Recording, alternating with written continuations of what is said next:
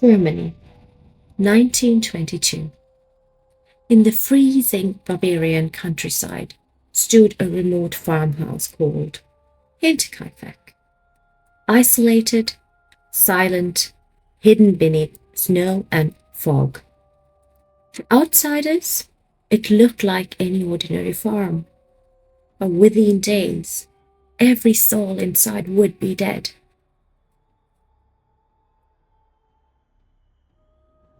Living here were 6 people. Andreas Gruber, 63, his wife Cecilia, 72, their widowed daughter Victoria Gabrielle, 35, her 2 young children, 7-year-old Cecilia and 2-year-old Yusuf, and the family's maid Maria Baumgartner. An ordinary household, or so it seemed. Then came the first warning. Andreas noticed footprints in the snow. They came from the forest, straight towards the farmhouse. But there was something terrifying about them. There were no footprints leading back. Someone had come and never left.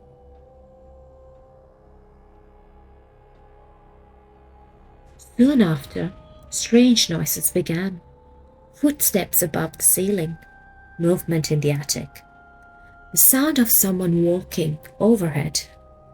Andreas searched, but found no one, or perhaps no one he could see.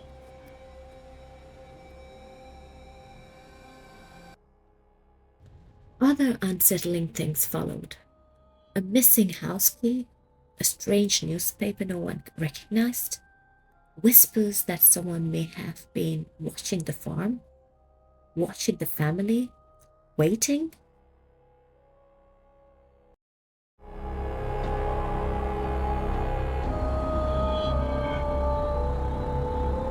Life went on. Meals were shared, candles burned, children laughed. No one knew this would be their final night together. Sometimes that night, someone was lured to the barn. We don't know who went first, only that one by one, members of the family ended up there and never came back. Something happened in the darkness, a struggle, silence, and by morning, 4 members of the household were dead. But the horror wasn't over. Inside the farmhouse, more victims waited. The house had gone eerily silent, as though whatever happened was already finished. Days passed.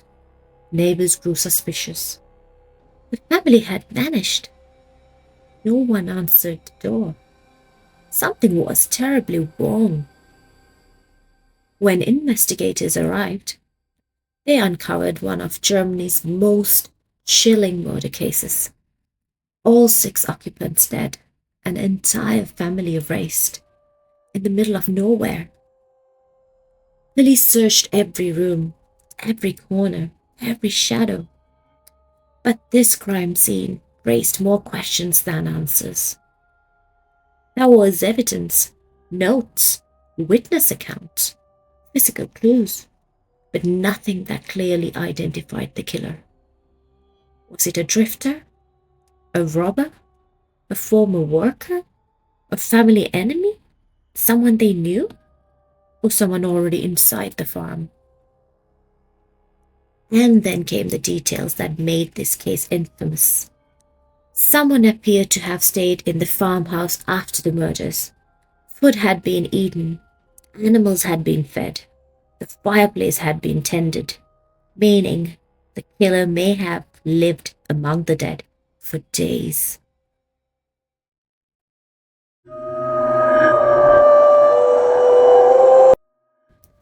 Investigators collected fingerprints, interviewed witnesses, tracked suspects, but the trail went cold.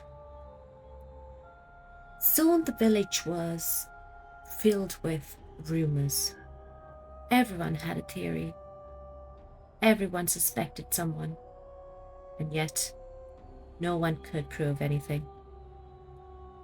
Police questioned multiple individuals. Some seemed suspicious, some gave conflicting stories, and no confession ever came. The investigation widened. More leads, more files, more dead ends. The mystery only deepened. Eventually, the case was archived, unsolved, filed away with the darkest mysteries in criminal history. Years became decades. Witnesses died, evidence aged, memories faded, but the question remained.